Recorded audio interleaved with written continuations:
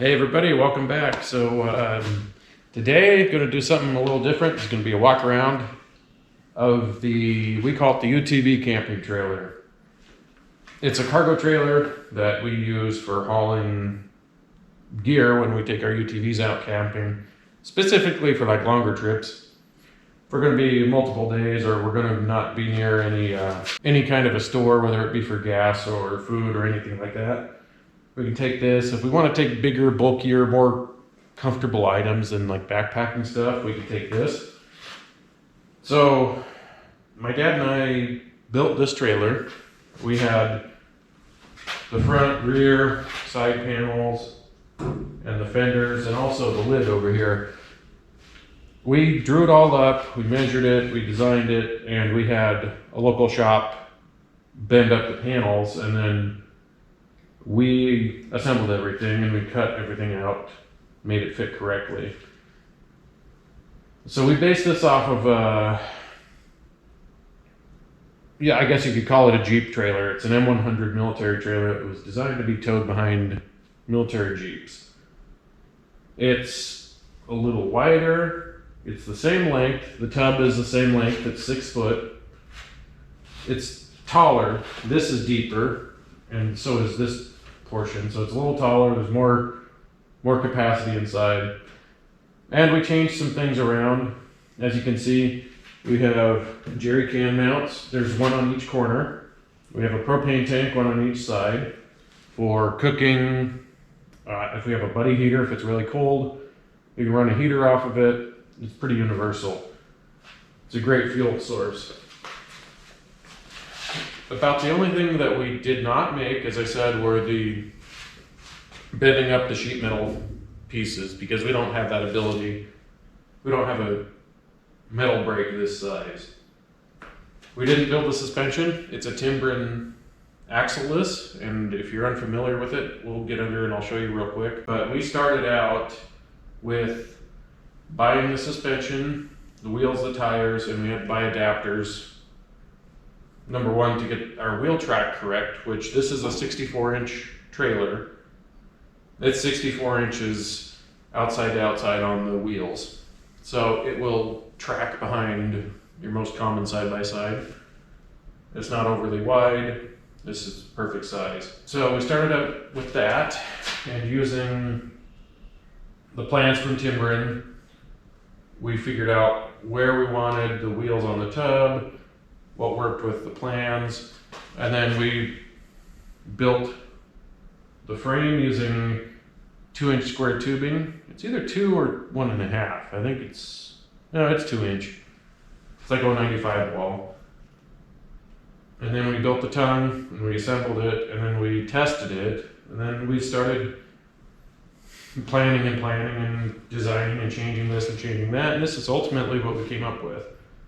So it's an independent suspension, rubber springs, no axle in the center as the name implies. It is made out of steel.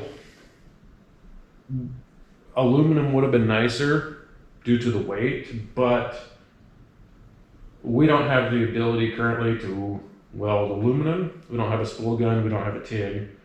So steel was the easiest solution for us, and that's what we did. I used a brand called Monster liner on the outside and the inside. The black is Raptor liner. Not too impressed with it, but I think that's all on the prep. So that's kind of the overview. We have an aluminum lid over here that we just had finished up, and it's one of the reasons why I haven't really done a video on it, because this hasn't been done yet. And still working on it. There's a couple, we want to add some bracing around the perimeter on the inside. And we want to add some bracing on the corners. But we have cam over latches here to hold it down securely. And also when we finish the lid, this weather stripping will come off of here, and I'll attach it to the inside of the lid. That way we don't tear up the weather stripping when sliding the lid back and forth. But pretty simple, pretty basic. Where we fastened everything, we used button head stainless steel fasteners, because less opportunity for them to rub on something and tear up the package or tear up your gear. We have a military wash basin here. Of course, we have some wheel chocks. This is just kind of the trailer, not a toolkit, but we've got things like the propane hose for the stove. We've got an extra spring for the suspension, extra ratchet strap, an adapter to go to a 7-pin on a normal vehicle. Got some matches to start the stove with if we don't have a lighter, you know, the basic stuff. This area here is where a table sits, and my dad and I designed a table, this table, that sits on top of the fenders, and it folds so it can fit crossways in the front of the trailer. It doesn't take up much room that way. This is 3/4 inch plywood that we put laminate on. Just kind of make it look nice, make it easy to clean up. We routed this in here so you can run your propane hose between the trailer and come down here to your tank, and then you can run your stove or whatever else. And this is typically where I cook when I take it out. I put the stove here. You put your food and meal prep stuff, you know, right here. Also works when you're packing up gear. Gives you some place to set stuff as you're putting it away. It's just handy. I have it wired. We're not required to under state law because of the weight of the trailer, but it's always a good thing. We have red side markers on each side. We have ambers on the front, and then of course we have running light and brake lights, which I have wired up to my machine. So it's just a wise idea. It's a wise idea to have trailers with lights on them. You know how that goes. Safety, be seen. So since most of the Can-Am products use GM Weather Pack or Metro Pack connectors, I used a Weather Pack here. And I have the 4-pin male on the Commander side. Was on the Maverick, now it's on the Commander. It's small and convenient, it works. Could have used a flat 4, but I prefer these.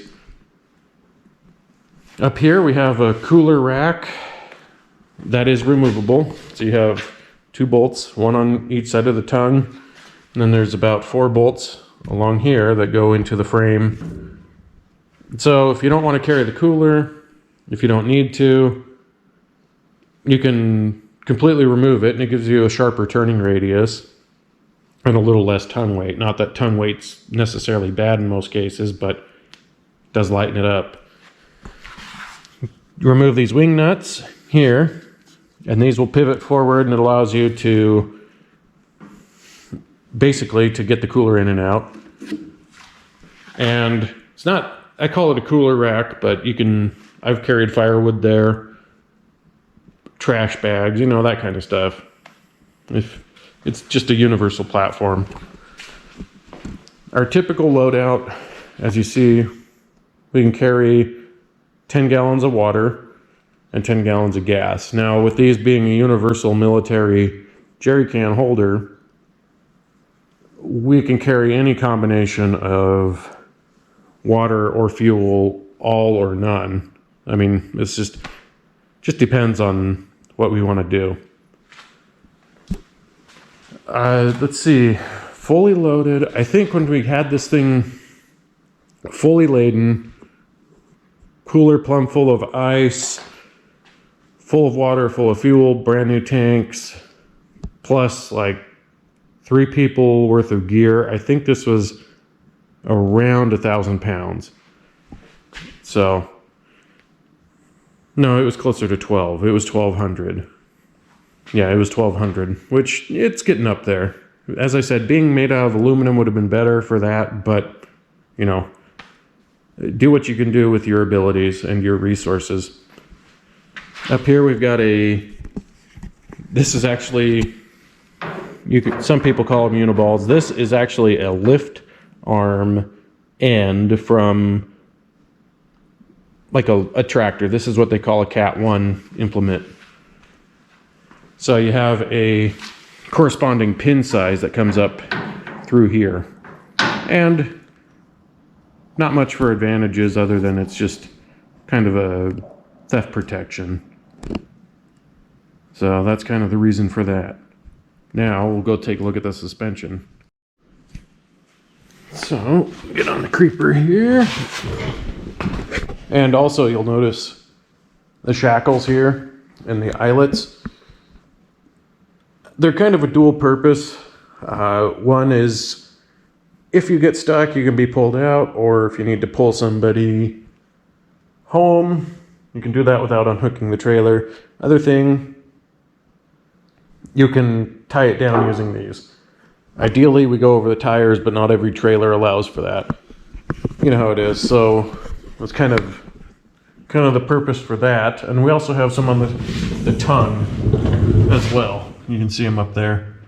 So this is the Timbren Axle-Less Suspension. So as you can see, there's no axle combining the two. These are a trailing arm suspension.